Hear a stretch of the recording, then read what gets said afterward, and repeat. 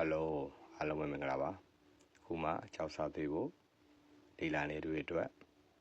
အယောင်တင်ဖို့အလွယ်ကူဆုံးကျွန်တော်အသုံးပြုတဲ့အစဉ်စဉ်ကိုတင်ပြပေးသွားမှာဖြစ်ပါတယ်နံပါတ်1ပထမဦးဆုံးအယောင်စတင်တော့မယ်ဆိုရင်ကျွန်တော်တန်မြင်နုနံပါတ်2000ပေါ့ဒီကောင်လေးကိုသုံးပါတယ်ပြီးရင်ဒုတိယတစ်ဆင့်ကတော့ခေါ်ပတ်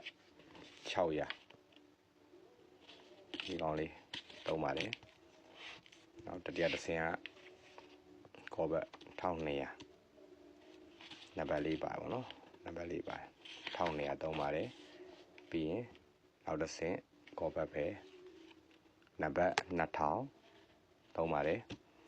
ဒါတွေအကုန်လုံးပြီးသွားပြီဆိုရင်ကျွန်တော်ဝါတိုက်ပါတယ်နောက်ဆုံးဆင့်ကတော့ကျွန်တော်လိုအပ်တယ်ဆိုရင်ခေါ်ပတ်လေးသုံးပေးလိုက်ပါတယ်အားလုံးပဲအဆင်ပြေမယ်လို့မျှော်လင့်ပါတယ်ဒီကျင်တာလေးရှိရင်commentမှာမေးပေးခဲ့ပါဦးကျွန်တော်လည်းနောက်ပိုင်းဒီကောင်လေးကတွေပုံစင်စင်ကိုအသေးသေးတင်ပေးမှာမို့လို့ follow ခဲ့ဖို့မမေ့ပါနဲ့အားလုံးကိုကျေးဇူးတင်ပါတယ်